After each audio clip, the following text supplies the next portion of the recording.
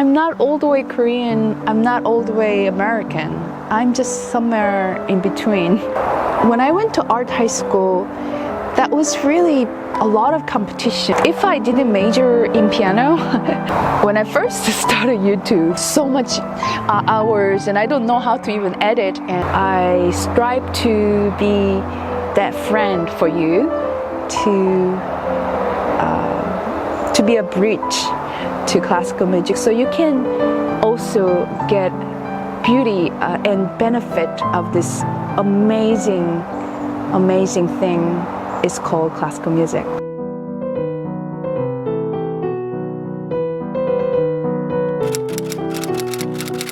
I never thought I was particularly prodigy when I was young.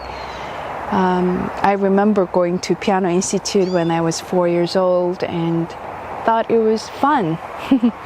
One thing I had though, I think, is consistency. So I remember my dad was telling me, Jeeyoon, one of the best kind of awards is getting this full attendance awards that you get after the 6 years of elementary school. And you know, it is not easy to get a full attendance for all 6 years. One day I had a chicken pox. My mom thought I was in my room, but I went to school. I mean, of course I went to school. I need to get this full attendance. And my teacher was looking at me and like, do you have a chicken pox? I'm like, yeah, but I wanted to get this full attendance. And she was like, Jeeyoon, you'll be just fine. Just go home and rest. And even if you don't come to school for 3 days, you will still get that full attendance awards. And I got it. I cultivated that formula of perseverance with having fun in life, having passion for what I do, also having meaning of what I do. And all those formula works well in my life, and I'm very thankful for my parents teach me that perseverance and consistency and hard work. When I went to art high school, that was really a lot of competition.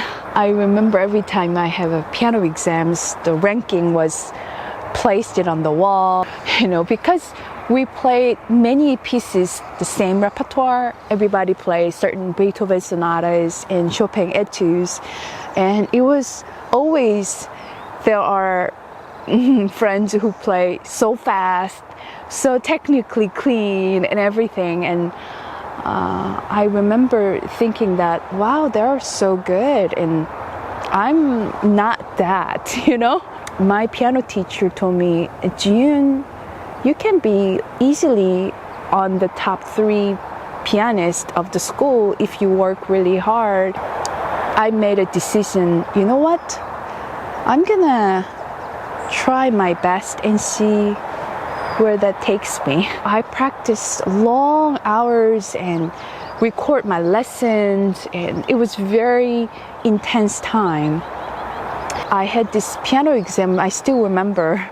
I played the Chopin Etude Opus 10 number 1, Beethoven Sonata 10 number 3, third movement. That was the exam with the curtains behind, and when I walked into the room, there was nobody, only piano. And since I was so intensively prepared, when I played that, at that moment, I really felt a sense of freedom. That was a magical moment that I can connect with the listener that I don't see, and joy of creating music. And that was my freshman years of art high school. And my teacher told me, Jeeyoon, you got in for the first 3 top pianists of the school for this exam. And I was very surprised, and at the same time felt, wow, hard work paid off. Precious moment for me to be able to link for the hard work and the outcome and the joy of creating music after working so hard. If I didn't major in piano, I think I would be doing something language related.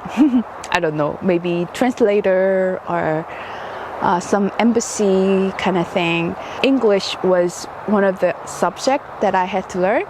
In Korea, the way we learn English is very much like you write a grammar and reading and writing, and not so much emphasis on talking.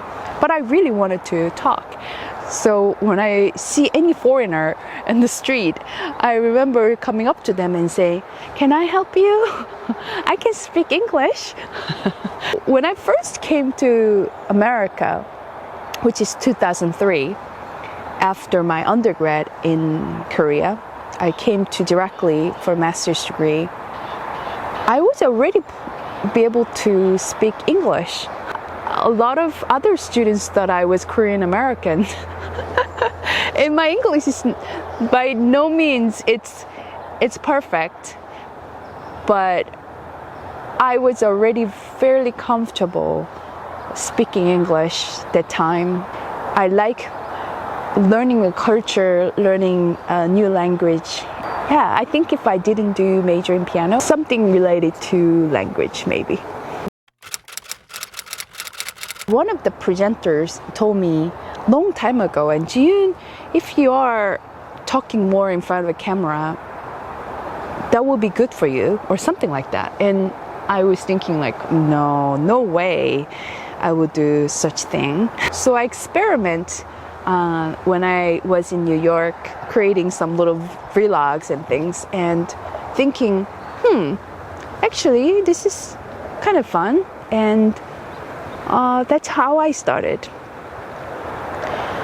When I first started YouTube, I remember I spent so much hours, and I don't know how to even edit and uploaded a little video and see, oh, maybe people will like it, and not many people watch it, and not so much of comments. And I remember feeling that, a little bit disappointed. I don't know, it is still true even now that this YouTube is my playground, and try to experiment. What I really like about doing YouTube thus far is meeting all of you guys. Now that it feels like a family. Dr. Quizler, Anders Gunder, Marco Friedo, John Corbin, Todd, Mark, all of these people, you guys who leave comments that I can see who are watching this video and hopefully appreciate. So it became a little more real since I got more comments from you guys. So thank you very much for leaving some comments. That's the only way I know that you're watching, by the way. I had no idea this COVID-19 was coming, and I still don't know where this is going. But I appreciate having some place that I can invite you, some place that I can share my music in some ways. I remember thinking, I don't want to be YouTuber. My job is pianist. This is just only a tool.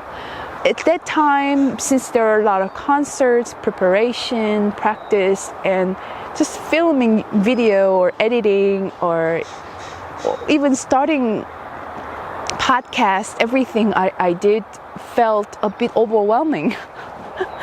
And luckily for me, actually, this COVID-19 is a time for me to securely make myself a transition, learn better about videos and editings, and have a little more of groove of creating podcast. I don't know if I had a weekly concert somewhere, that how that would affect creating videos for YouTube. I don't mind call myself YouTuber or podcaster, because it is all same me, same mission. That is, I want to share classical music. If you can relate to classical music better because of what I do. I think that is what my job done. Music for me is oasis. I got so much from music. I want to give back to you. Dynamite, energy boost, or a little balm for my soul. And I can't obviously think my life without classical music. I noticed that many of my friends, especially in my generation, they don't know the beauty of classical music, and they think that's something like, I don't know, only very, very specific kind of people who listen to it. And but when I talk about classical music, they seem to relate to a little better. So then I got the idea, oh, well, maybe, the core value of classical music is never gonna go away, but maybe how we packaging could be better. That's why I started my YouTube channel, and that's how I started my podcast. That's how I started the way I give my concert, which is talking on the stage, and how I program music. I guess for some people 1,000 subscribers is a lot, and some people it's almost like nothing. Maybe they get like 1,000 subscribers a day. It means something when you said that my video was meaningful to you. It means something when you said that it was helpful for you. Those of music lift you up, or that means to me more than the numbers. Certainly I don't have any sense of a future anymore, more so because of this COVID-19, but everything happens for a reason, and I strive to be that friend for you, to be a bridge to classical music, so you can also get beauty and benefit of this amazing thing is called classical music. Right now I'm in the park. For once I changed the scenery to talk to you. There are millions, Jeeyoons pianists out there. Even though you don't probably see in the YouTube world, we only see, I don't know, I can only see a handful of classical pianists in the YouTube world, but there are many out there. I don't know I will ever go back to Korea to live. I find that at this point, I'm not all the way Korean, I'm not all the way American. I'm just somewhere in between. It's even sad because when I go to Korea, I forget some words in Korean. I cannot believe it. I can only think of English. Now that I'm actually studying Spanish, everything is now into the melting pot here. I am too Americanized at this point, so I can imagine myself living in Korea. But I am Korean too. But I find that it's just something about me being Korean, growing up in Korea, and totally different kind of environment adds to a color to my music making, which I like. When I play a certain piece of like a Debussy piece that is called Pagodas, and I think of Korea and going up a mountain and those Buddhist temples, and so I kind of see things a little differently even in America. So now that I talk on the stage every time I give a concert, I try to do that in Korean, but it was extremely difficult. I don't know even I can even teach in Korean. All the musical terminology that I know at this point is in English. I am again somewhere in the halfway. There is one video that I did in Banff that I was talking about kind of in the similar way about this YouTube, and saying that, you know, my mission of doing YouTube is that so that one day you can come to my in-person concert. And if you can come to my in-person concert, would it be like, wow, my friend is giving a concert because you watch so many videos in YouTube. I absolutely love that idea. But then nowadays, you know, I thought about, even if we never gonna meet in person, we already have a meaningful connection through videos. I like that too.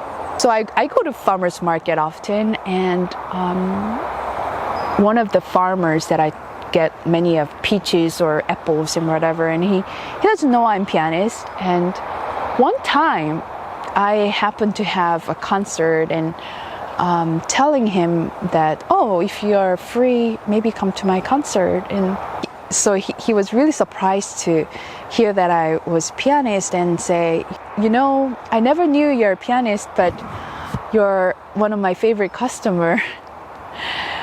That made me really think, you know, the moment, I don't have to be a pianist to be who I am, but I am a pianist.